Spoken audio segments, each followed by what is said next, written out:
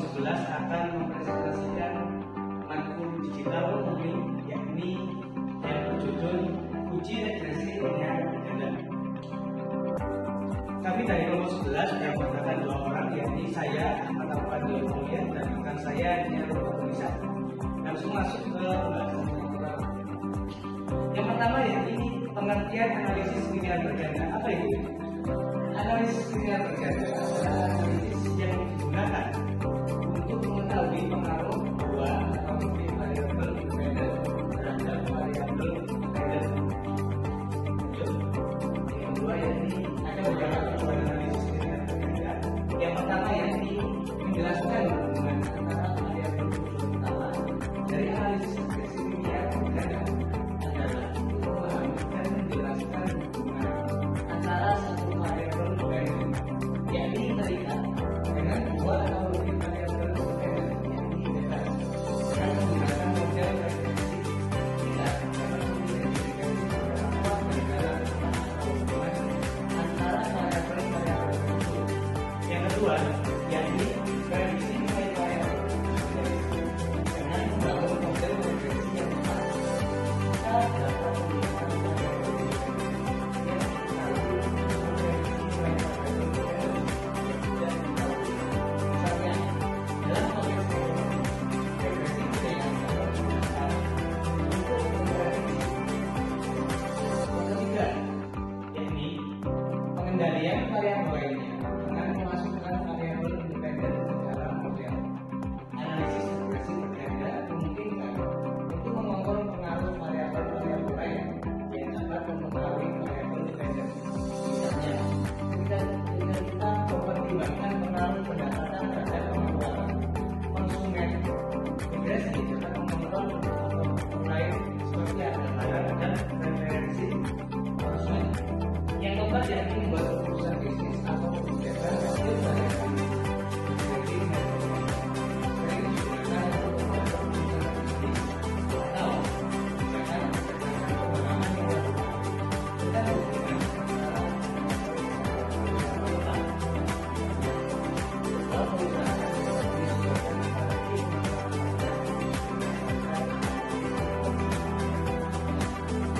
selanjutnya yakni beberapa syarat yang harus kita ketahui untuk melakukan uji analisis linear berganda. Pertama yakni jumlah penempatan variabel harus linear. Yang kedua yakni variabel independen harus independen atau satu sama lain. Yang ketiga yakni data residual harus memiliki distribusi normal. Yang keempat yakni varians dari kesalahan harus konstan di seluruh rentang nilai independen. Yang kelima yakni tidak boleh ada korelasi yang kuat antara variabel independen. Yang terakhir yakni jumlah pengamatan harus cukup besar untuk memberikan kekuatan statistik yang memadai. Untuk rumusnya sendiri yakni dari persamaan regresi linear berganda, yakni Y sama dengan A tambah B variabel independen tambah B variabel independen tambah B variabel independen. Yang perlu kita ketahui dari huruf-huruf yang ada depan yakni memiliki masing-masing pengertian. Yakni yang pertama Y sama dengan variabel dependen atau yang didefinisikan. Yang kedua yakni X dan X sama dengan variabel independen. Yang selanjutnya yakni A sama dengan konstanta. Yang selanjutnya yakni B koefisien. Dari kelompok 11 mengambil salah satu contoh kasus yakni seorang manajer pemasaran suatu perusahaan ini melakukan peramalan atas besarnya total penjualan berdasarkan jumlah sales dan harga produk. Selanjutnya yakni market exposure akan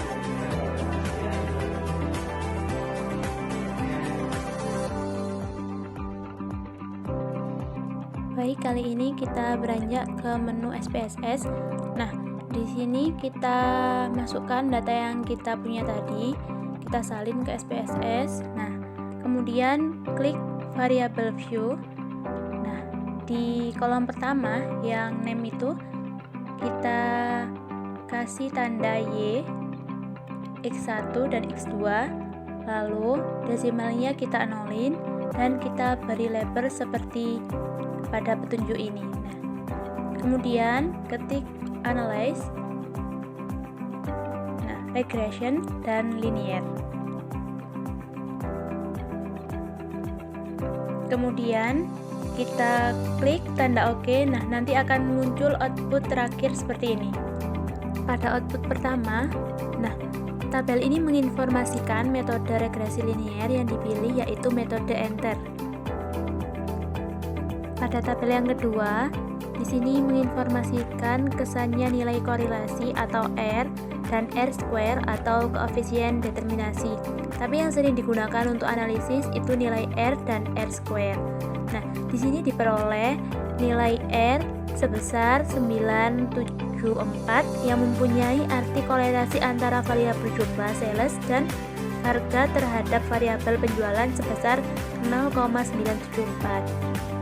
Kemudian di kolom ketiga, yaitu tabel ANOVA atau analisis varian, yaitu uji koefisien regresi secara bersama-sama untuk menguji signifikasi pengaruh beberapa variabel independen terhadap variabel dependen. Kita dapat merumuskan hipotesi regresi linear berganda, yaitu HO, variabel X1 atau jumlah sales dan X2 harga secara bersama-sama tidak berpengaruh terhadap variabel Y atau penjualan. Nah, hipotesi yang ke-1, variabel X1 dan X2 bersama-sama berpengaruh terhadap variabel Y atau penjualan. Untuk pengambilan pedoman keputusan regresi linear berganda, yaitu apabila nilai signifikasi lebih dari 0,05, HO diterima. Dan sebaliknya, apabila nilai signifikasi kurang dari 0,05, maka HO ditolak. Kemudian menuju tabel yang terakhir, yaitu tabel yang keempat, digunakan untuk membuat persamaan regresi linear berganda dan uji T. Persamaan regresi linear berganda, yaitu Y sama dengan A plus B1 X1 plus B2 X2. Kemudian untuk uji T secara parsial, kita harus melakukan hipotesis, yaitu HO sama dengan jumlah sales secara parsial tidak berpengaruh terhadap penjualan. Sebaliknya, H1 atau hipotesis alternatif sama dengan jumlah sales secara parsial berpengaruh terhadap penjualan. Untuk pedoman pengambilan keputusan, jika nilai signifikasi lebih dari 0,05, maka HO diterima. Sebaliknya, jika nilai signifikasi kurang dari 0,05, maka HO ditolak. Cukup sekian, semoga bermanfaat. Assalamualaikum warahmatullahi wabarakatuh.